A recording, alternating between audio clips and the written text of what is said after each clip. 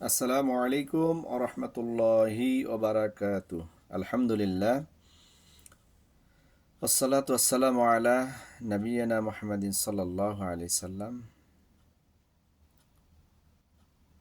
ওয়া আলা আলিহি ওয়া সাহবিহি ওয়া মান তাবিআহু বিইহসানিন ইলা ইয়াউমিদ্দিন, আম্মা বাদ।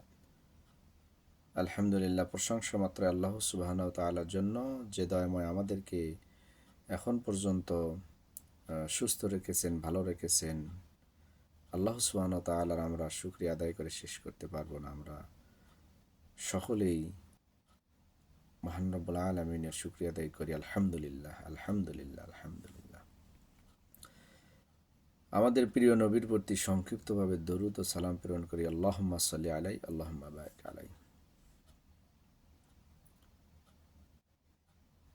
কিয়ামতের আগে দেখা যাবে যে 7টি ভয়ঙ্কর আলামত। কিয়ামতের আগে দেখা যাবে যে 7টি ভয়ঙ্কর আলামত। 1 নাম্বার হলো, নারী পুরুষ উভয়ে লজ্জা হারাবে। পোশাক, পাপকে তারা ফ্যাশন মনে করবে। পাপকে তারা এটা সাধারণভাবে তারা এটা ফ্যাশন ভাববে।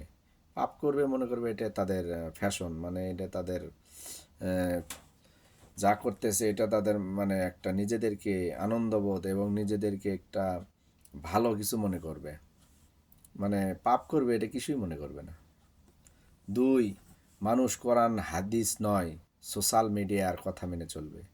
কোরআন হাদিসে কথা যেটা এটা মানবে না। সোশ্যাল মিডিয়া আমভাবে যেটা বলতেছে সেটা কোরআন হোক আর হাদিস হোক বা যেখান থেকে হোক, কোরআন হাদিস ছাড়া হোক, যেটা বলতেছে সেটাকে তারা প্রাধান্য দেবে। 3 নাম্বার, মা সন্তান জন্ম দেবে কিন্তু সেই সন্তান মাকে অপমান করবে। সন্তান বাবা মায়ের উপরে রাগ করবে, কণ্ঠ উঁচু করবে। বর্তমানে দেখেন, মা সন্তানকে জন্ম দিয়েছে, সেই সন্তান যদি মানুষ না করতে পারে, সেই সন্তান বাবা মাকে তুচ্ছ তাচ্ছিল্য করে গালিগালাজ, বকাবকি, মারধর পর্যন্ত করতেছে বাবা মাকে, এবং তার উপরে কণ্ঠস্বর উঁচু করতেছে।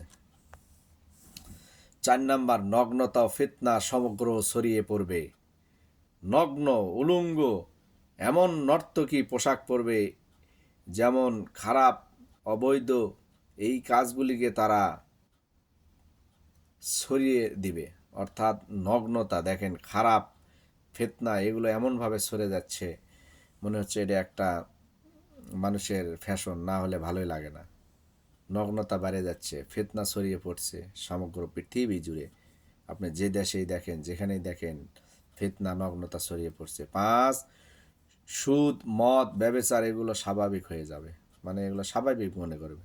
সুদ খাবে, এটা স্বাভাবিক মনে করবে, যে এটা কিছু না, আসলে এটা তাদেরকে বৈধ মনে করবে, তা হালাল মনে করে খাবে।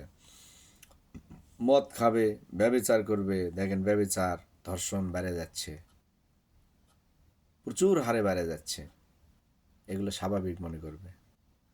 6 নাম্বার, নামাজের সময় মানুষ ফোনে ব্যস্ত থাকবে কিন্তু নামাজে না।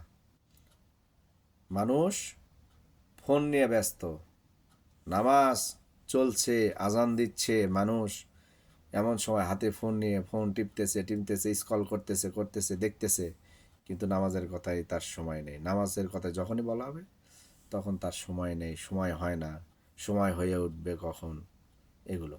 আল্লাহ সুবহানাহু ওয়া তাআলা কিয়ামতের পূর্বে এই লক্ষণগুলির ভিতরে যেন আমরা না থাকি, না পড়ি। আল্লাহ সুবহানাহু ওয়া তাআলা এগুলো থেকে আমাদেরকে হেফাজত করুন। আল্লাহুম্মা আমিন।